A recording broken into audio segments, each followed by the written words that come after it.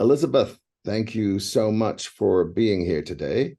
Was fascinated by your research. As you know, part of this class, we are exploring some audios with a variety of purposes, but mostly because the class is on creativity, to kind of explore ways these audios can actually be helpful adjuncts to people's creativity.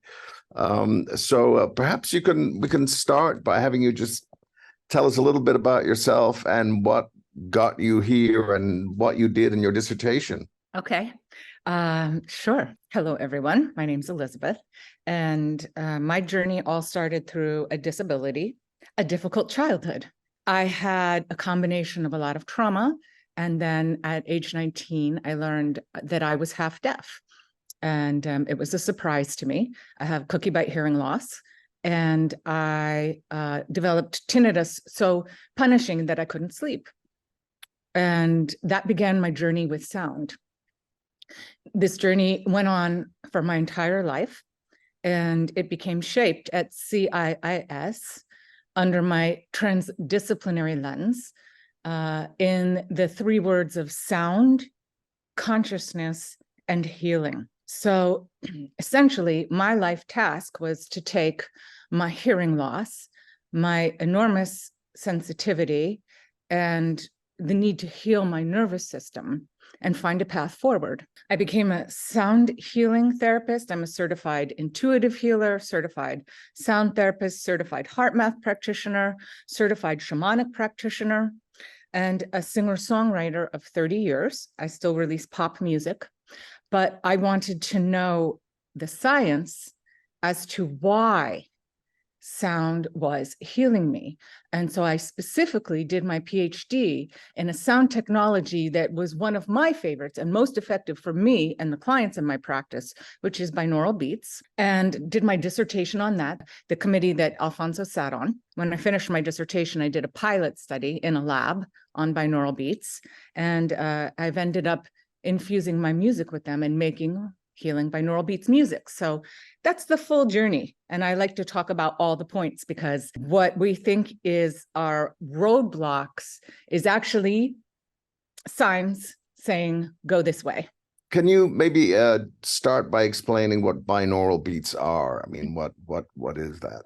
About 50 years ago, we've known about binaural beats for a long time. Nobody believed they existed or that they were different from monaural sound, regular sound. We hear sound directly in front of us one way, and we hear sound that is not directly in front of us another way. And that is an auditory pathway that every brain has. It's called binaural hearing. And we use that pathway to locate auditory objects. So there is a sound off to my left. In primitive times, what I needed to know was, will it kill me? Can I kill it and eat it? Am I safe? How do I survive? It's a survival mechanism. I just was listening to a music researcher from Stanford. Apparently, there's evidence that we learned music and singing before we even learned speech. Hearing is critical to our survival. Now, what do we use binaural hearing for now? To target a voice in a cocktail party. You use it to echolocate like a bat. So binaural beats is a synthetic replication of binaural hearing. Binaural hearing in nature is very fast. You know, a hummingbird flies across you. That's a very quick auditory event. But 50 years ago, Dr. Oster, who I believe was a physicist, maybe an astrophysicist, he started experimenting with binaural beats, not as a healing tool, but as a diagnostic tool for studying the pathways of the auditory brain. So we're all familiar with transdisciplinary research, right? So this took me to the neuroscience discipline of the fields that I weaved together to study binaural beats. Binaural beats started in neuroscience as a diagnostic to further understand the auditory pathways of the brain, both the workings of and the pathologies of the brain. And As Dr. Oster discovered and experimented with this tool, it began to filter out into the mainstream. And people like Monroe of the Monroe Institute started to say, hey, wait a minute. There are some corresponding states of consciousness that are correlating to these binaural beats that we're sending to our brain. And then it moved from the neuroscience discipline over into healing, both cognitive behavioral science and the healing fields and those are varied, everywhere from pain control to relaxation of the nervous system, to focusing for the ADD brain. That came much later. And that was the journey of binaural beats, really in the last 50 years. And I would say, when I did my dissertation a couple years ago, I pulled 26 solid peer-reviewed studies, and they had to cover at least 18 points that I was looking for to compare. Since I've done my dissertation, the field has really exploded again. And there are dozens and dozens and dozens and dozens of peer-reviewed studies that are exploring and more often than not validating the effects of binaural beats. So one of the ways that this works, right, when, say, you listen to an audio with binaural beats, there's one tone coming in one ear and one in the other, right? Mm-hmm. So exactly. Binaural beats is basically a split tone. You're taking, let's say, 240 hertz, and you are saying, the way I make my binaural beats is I say, okay, 240 hertz. Well, actually, Oster believed that 440 hertz was the most effective tone. That has to do with the shape of the skull and the frequencies that we're able to hear. So I would say, okay, I want 440 hertz to be my bass frequency that I'm moving around. That's an A on your piano or saxophone. So if you subtract 2 hertz and put 438 hertz in your left ear and add 2 hertz and put 442 hertz in your right ear, there's now a 4 hertz difference, right? So that's why the only way you can experience binaural beats is through headphones. It's an auditory illusion. There's millions of hits on YouTube. If you go, people have discovered binaural beats, they love it, but nobody knows they have to wear headphones. You must wear headphones. It's an auditory illusion. Now, what happens with that 4 hertz? So your brain, through the binaural auditory processing, receives, absorbs, and somehow regulates that 4 hertz. And we've identified parts of the pathway, but we do not know the whole pathway. There's some really good theories on that if you want to know. So what do you do with those 4 hertz? Somehow, as your brain is regulating and absorbing that 4 hertz difference, some cross-frequency communication is happening. We have peer-reviewed studies to show that this is true, hence the claims that binaural beats synchronize your hemispheres. What that essentially means is, in the process, it's asking your hemispheres to speak to each other, and communication is going back and forth between those 2 hemispheres. And somehow, in your brain, that 4 hertz begins to resonate. And we can use state-of-the-art, gold standard biomarkers to measure this. So, for example, electroencephalography, EEG, we can see in the electricity in your scalp that your brain is beginning to resonate that 4 hertz, which is theta, which is a state of inward relaxation.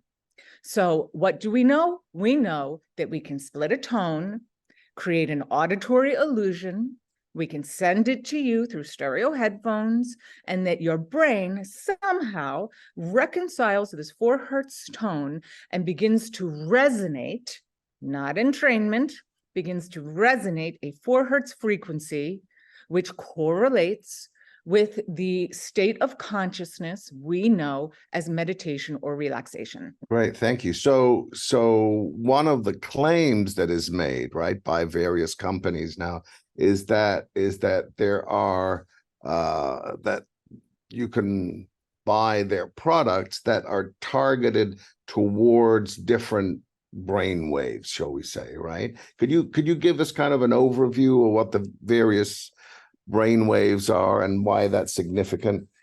Absolutely. So I do this a lot because, and I have to make a disclosure, I make and sell binaural beats. But here's the thing. I did my dissertation and my pilot study, which is published in Frontiers in Neuroscience, by the way. I have been trained by the best and I do very good science. So, but all of my research is open source. I want everybody to have this research. I want everybody to make binaural beats, and I want them all to be top quality for you. The three main categories that you can trust are focus, relax, and sleep. I just made an app that all my binaural beats tracks are in. And those are the three main categories that you can go to: focus, relax, and sleep. And the reason why I did that is because that is what the science supports. Now, you will find 50 varieties of binaural beats out there. We don't have studies to support all of that. I do make some connections based on other research, and I'll get into the fine points, but let me start with the basics. Focus, relax, and sleep. Now, let's say the 5 basic brain waves are like gears. If any of you have ever driven an automatic car, a manual car, you have first gear through 5th gear, right? 5 is really fast, 1 is really slow. So let's start at the bottom with the slowest gear, gear 1. So that's, I want to sleep. What frequencies am I looking for? I'm looking for delta. That is a very, very slow cycle. That is around 1 hertz. So what is a hertz? This is very easy to understand.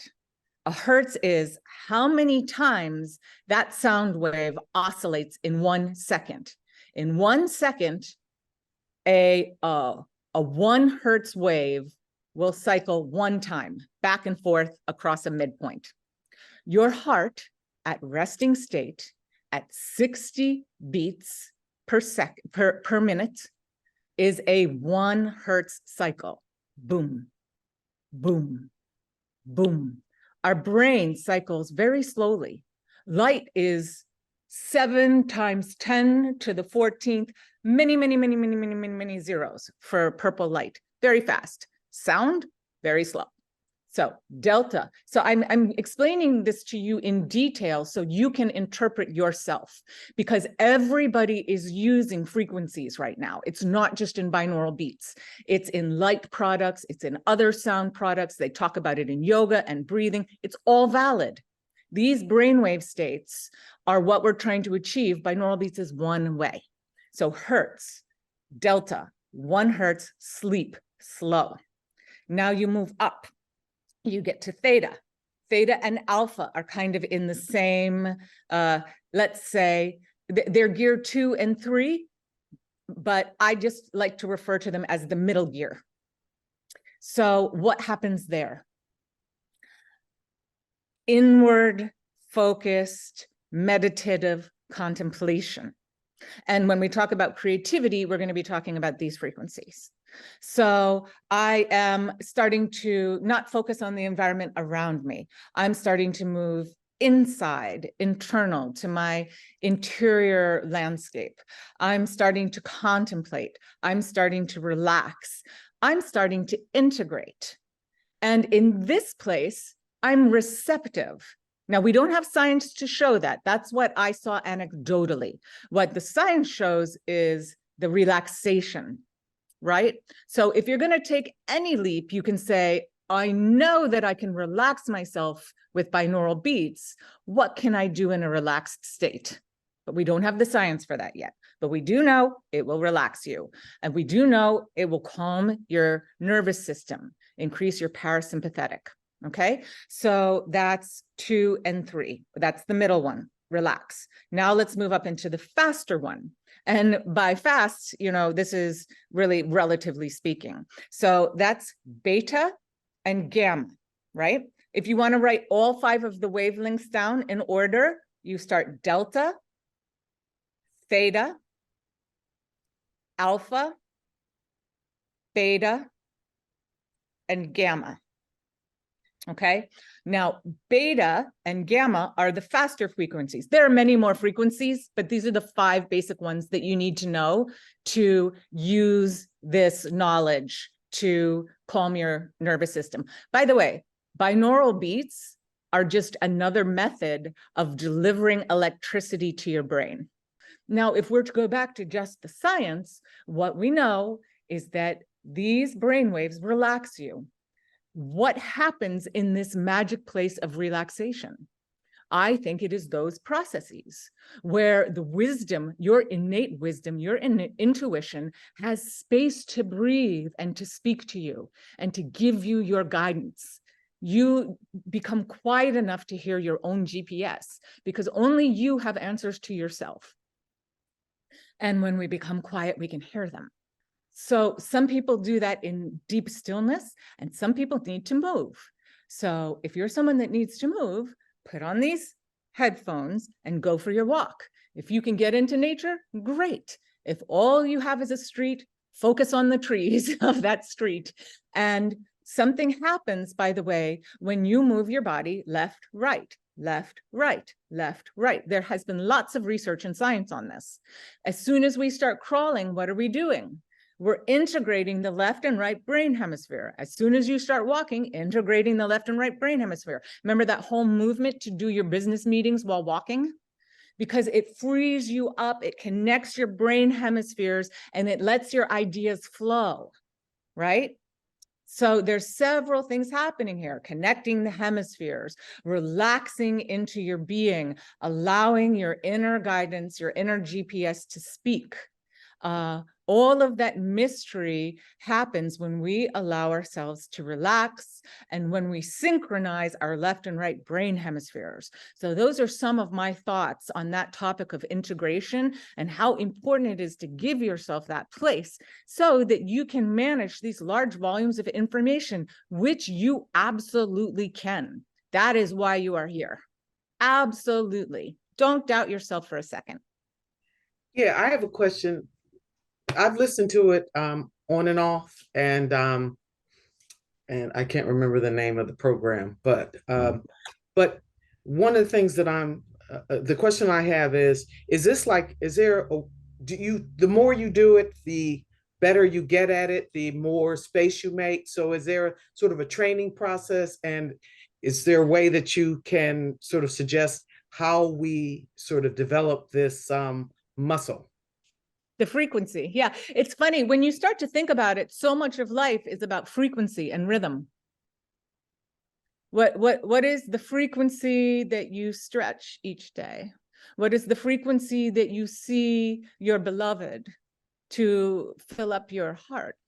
What is the frequency that you strengthen your muscles? You know, these are all frequencies. And the more that you're aware of that and determine your frequency, that knowledge is power. So what you're asking me is, I want to determine a frequency that works for me of this practice or whatever, you know, is it a meditation practice you're looking for, a centering practice? Can you give it a word? Yeah. Oh, it's definitely focus and integration because what I find is creatively, and one of the pieces we read recently talked about sort of limiting the executive function, brain function, initially opening up. And then the creative space, what creatives do is they tend to tap into the executive function, and that opens up creativity because there's so many choices initially that you have to sort of, in the creative process, sort of limit that and create a focus. So what I find is I take in all of this information from that sort of place, and then when I'm trying to synthesize it, it becomes a little bit overwhelming, and I'm in the weeds. That's the best. You brought up 2 amazing points. One is, okay, yes, so that executive function, that analyzer, that's their frontal cortex in actual fact. And when you meditate, when you use binaural beats, all of my teachers say you have to bring your, like if you drew an axis, if you made a line here and a line here and found the center of your brain, that's your pineal gland, that's your meditation sanctuary. So what you want to do is relax back from that analyzer back into your wisdom seat. Some people call it the crown or the throne. You want to relax back into, and that's your place of perspective. I used to think of transdisciplinary study like a breath. I would, breathe in and get very focused, and then breathe out and exhale and get the perspective. And it's like like a breath coming in and out. You come in and you get very focused, and then you come back and allow yourself perspective. And so that's kind of like dropping from your analyzer here, and you can visualize it. Remember, you can layer these things. The more you layer, the more powerful it is. So if you're also visualizing while you're using your binaural beats, I am dropping back from my analyzer into the center of my brain. I'm balancing my brain hemispheres. Then you will lay back and get that perspective you need, so you know where you need to make your next deep dive. Now, how often and what beats to use? So I'm like a Monday through Friday girl, because my weekdays are so packed. And so I know that by midday, Monday through Friday, I'm going to be on that lie down space, my lie down space with my binaural beats, with my relaxation ones. So for me, it's Monday through Friday. And if I had a very intense study session or something I needed to learn later on in the day, I might use the focus ones. If you find ones out there and you want to ask me, I've researched all these companies. There's a lot of great companies out there. This one is mine. And I can tell you who is research-based. I'll tell you right now, I don't use the stuff on YouTube because I don't know who's making it or what they're putting in there, but there are good research-based companies out there. And I am one of them. And I have a track called City Day ADHD, and that's a lot of people, their favorite focus track. And so let's see, how many times am I using? I use the focus track less regularly. I use that when I need to focus. But that alpha theta relaxation track is 5 times a week. That's my frequency. And the more that I've used that muscle, like I said, it just takes me 60 seconds to lie down and to release my analyzer. I'm so analytical. I'm so intellectually focused, as I assume a lot of us are here. And, I am trained. I dive deep back into my brain, drop down into my heart, and I'm out. And it does take a while. I mean, I've used these for years. I opened my practice in 2015. I probably was exposed to binaural beats because they were part of the sound bed that I bought maybe in 2014. That's almost 9 years. But the other thing I want to say is I can't listen to the same track over and over and over. That's why I started making binaural beats, because I wanted, Alfonso was talking about layering. When I make the tracks, I'm not just layering the binaural beats. These are very specifically created tracks. There are the exact nature sounds and the environment that I want. There are the exact rhythms. There's the exact instrumentation and tonalities and timbres, the exact vocals. It's very, very specifically created. So the relaxation tracks are there to support you, and this will be true for any track that you select. Those are the things to think about. If you're listening to a track and you're like, this works, well, those are the reasons why it might work. And if it doesn't work, those are the reasons why it might not work. So you might have a track that you listen to 5 times a week, and that might last you a whole month, and then you might need another one. And you could go back to the other track, but I just find, and by the way, if I can say one thing that's fascinating, I find all of this fascinating. I'm here because of my curiosity. Okay, we're batteries. We're batteries. We have to recharge, right? And we survive if we are clever batteries, right? Now, your system knows that, and your system wants to conserve energy. I have all the research behind this. This is not my intuition. This is what we have found scientifically. So to conserve energy, your body likes repetition because it knows what to do. It requires less energy. When cyclists draft, what are they doing? They're conserving energy. The entire intelligence of this cosmos knows that if you conserve energy, you have more energy, you have a better chance of survival. To learn something new requires energy. So your body's going to resist that until you tell it, oh, we're doing something new now. And then it will spend the energy. But there is an actual survival, deep survival reason why you want to do the same thing over and over and over again. So, you know, when you get to the place of comfort with a track, I recommend trying a new track to remind yourself, okay, this is what we're doing here, and this is the muscle that we are keeping nice in tone. Elizabeth, you've been very generous with your time. I realized that we could keep going, and perhaps, you know, some of you will want to contact Elizabeth. Thank you, Montuori, for your time too. Thank you. Always a pleasure to see you all. And it was Alfonso, remember? Well, wait a minute. No, they used to call me Moses. So okay. That's affinity way that I address you. As long as that's where it comes from, that's that's good. Thank you, Lois. Alfonso, Elizabeth, thank you so much. It's a treasure to be in your space.